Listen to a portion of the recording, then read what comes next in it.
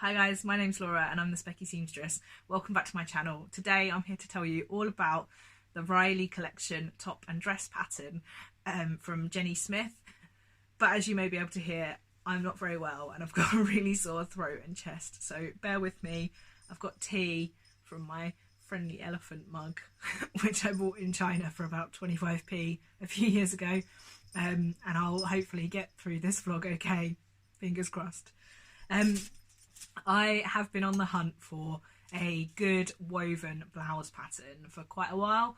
I started trying to use the So Many Dresses So Little Time bodice because I knew that I had the bodice really well fitted to make a top, but I could never really get the sleeves to work very well on it, and I know other people have had that problem as well, so I kind of have been on the hunt for something else. Now, the Riley collection is a raglan sleeve top. Now, I had initially been looking for a set-in sleeves top, but I was aware of a raglan sleeve pattern for wovens, which was the Belcara top, which I think came free in a sewing magazine, and was intrigued by it because I thought, well, maybe that will be easier to fit. Now, I know there's lots of sewing patterns out there for tops, so when I said I've been looking for a while, I've been looking for a top that isn't too boxy, that has bust darts, reasonable bust darts, and the sleeves aren't dolman sleeves. So that did limit my options a little bit, and I know there's probably a million Big Four patterns, but I had been on the hunt. Now, I don't really know what made me do it because I haven't used the fold line pattern directory search very often, but I suddenly decided I would have a look on there, and funnily enough, it's really good. I mean, you would expect that from the fold line. And I was on there just having a look at top patterns, and I was looking for set-in sleeves, but I came across this Riley collection and thought, it's a raglan sleeve, that might be really easy to fit. And it wasn't available on the fold line online shop, but was available from Jenni Smith's website directly. And it's quite unusual for me to buy a pattern as soon as I see it. Normally I think about it, I have a look at different versions online, I try and find some pattern reviews, but I bought it, I printed it, I traced it out, and I made a toile within 6 hours. There aren't that many versions of it online, there are a few on Instagram, but not that many.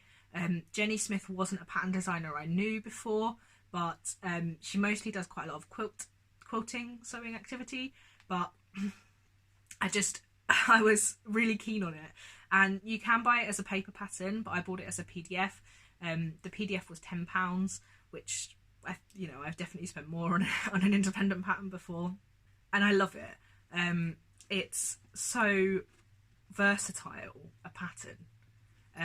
You can make this for work, you can make it for casual, you can make it for posher things than that. My cat is currently trying to bury the posher one I've made. Stop that pixel.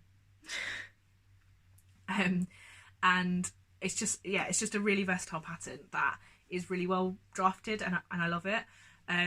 I've now made 12. Now, I know I love a pattern repeat, and it's very rare for me to only make 1 or 2 of a pattern, but 12 is pretty good going even for me.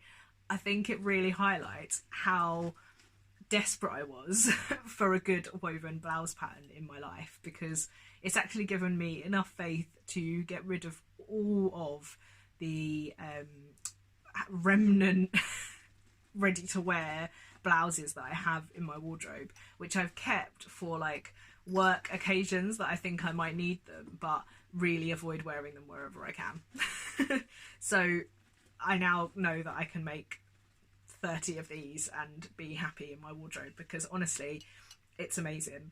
The pattern comes in size 6 to 20. Now, the finished garment measurements are not on the pattern that I could see on the back of the pattern. They are when you get the PDF,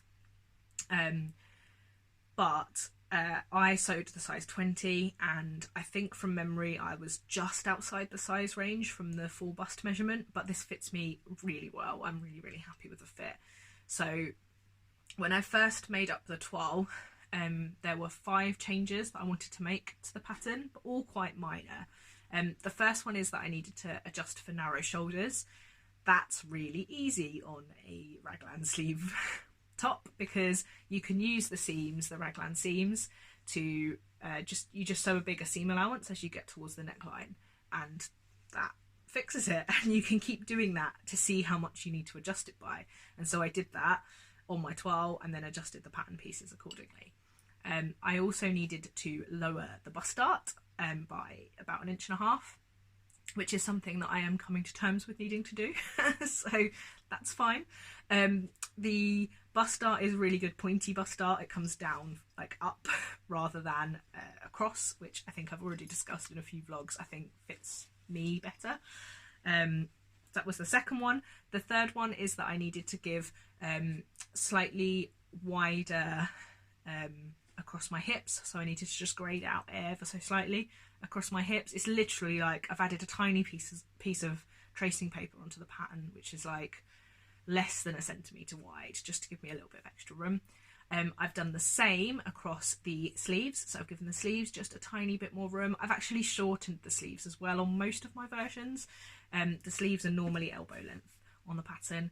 And then number 5, I have lengthened the top by about 2 inches, because I find that length suits me better than the shorter crop length. So all the versions I've made are longer than the original pattern piece. Now I've made those adjustments. I love the pattern. It's just such a versatile pattern, it really is.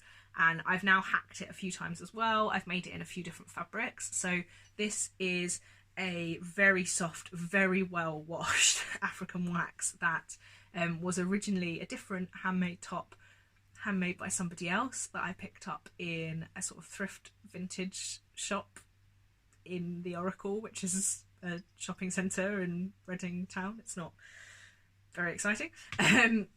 Which really needed rescuing because it was in a bit of a state of disrepair, and I've managed to just about have enough to make myself a top from it. I've made it from a kind of quilting cotton weight, I've made it from a cotton lawn, I've made it from an African wax that's newer and not as well washed as this, and it sits beautifully. The pattern, because of the bust dart and the shaping, it kind of just comes in just enough that it has a bit of shaping, but isn't sort of too tight, and the bust dart gives it a really nice shape. So I think it works in lots of fabrics. I've also made one in a peach skin, which I would say is kind of like a viscosy texture. It's quite a lightweight peach skin, which is really beautiful, and I will show you in a minute. I've made it in a calico, which I know that you're not really supposed to make clothes in calico, but it works really well, and I will show you that in a second as well. And I've also made it in just like a cotton, like a dressmaking cotton from Textile Express. Now, I will have been popping in pictures of these as we go, because I want to talk to you a little bit about some of the hacks I've made as well. Now, what's great about this pattern is that it's not very fabric hungry at all.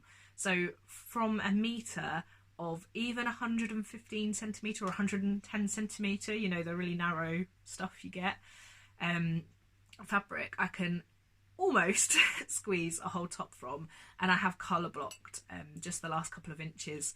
Now, I can get away with only colour blocking the body, not the sleeves of the top, if I'm using 110 centimetre like narrow cotton, but I've chosen to do the sleeves and the waist because I think that just looks kind of more in keeping.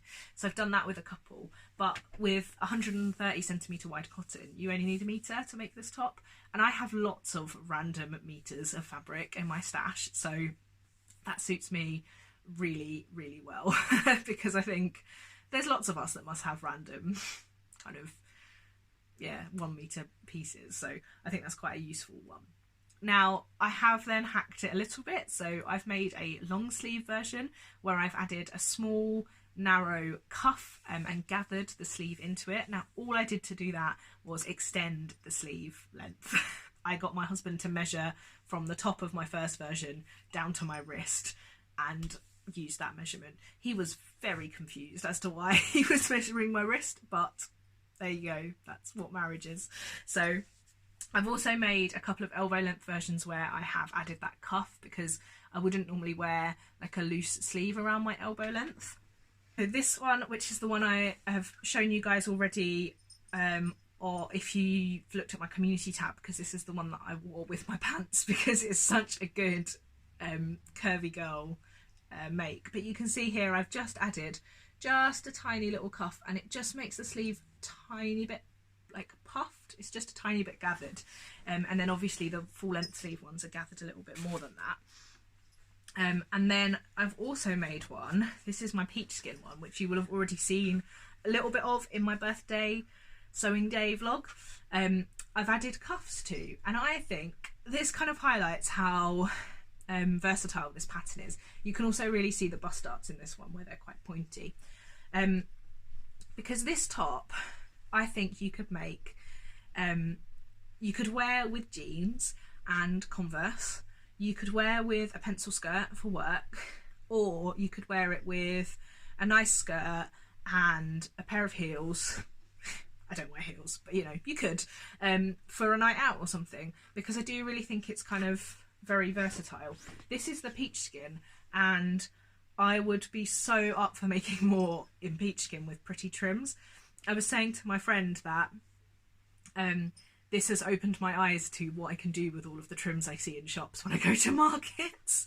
The reason I made this is because I've really wanted for a while a plain kind of cream blouse, and I am terrible at making those kind of basics, but I feel like that trim just sort of elevates it a little bit, and it's really made me think about what other patterns I can make in a similar sort of style. So I'm really, really pleased with this. And I also added a Kylie and the Machine Look After Me label as well.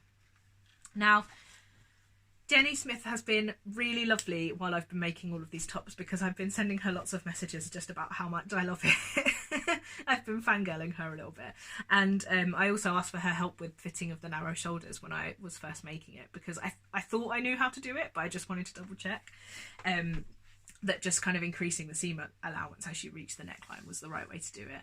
And she has very kindly offered a bit of an exclusive discount for you guys. So I will give you all of the details in the description box below, and I'll pop the code across here, but you guys can pick up the pattern at a reduced rate thanks to Jenni. So thanks so much for that, Jenni, that's really kind. I would love to know if you're going to buy the pattern, what fabrics you might make it in. Now, I am still on the hunt for a set-in sleeve woven top pattern, because I do think that the raglan sleeves works for a lot of fabrics, as I have already shown, but if you've got a really directional print, I think the raglan sleeves will really like show that. So it's not going to work for every single fabric. So I am still on the hunt for a woven raglan, woven set-in sleeve pattern. As I mentioned in my last vlog, I've got the Merchant & Mills camber top that I'm going to try. So hopefully that will be a great pair, because then I can have the camber top and the Riley top, and that will be the tops that I need in my wardrobe basically for like those kind of basic staples that you just get a lot of wear from. Thanks so much for watching, guys. I really hope that you've enjoyed this vlog. I've managed to croak my way through. I'm going to go and drink a big cup of tea now, and maybe go make another Riley top. So until next time, bye.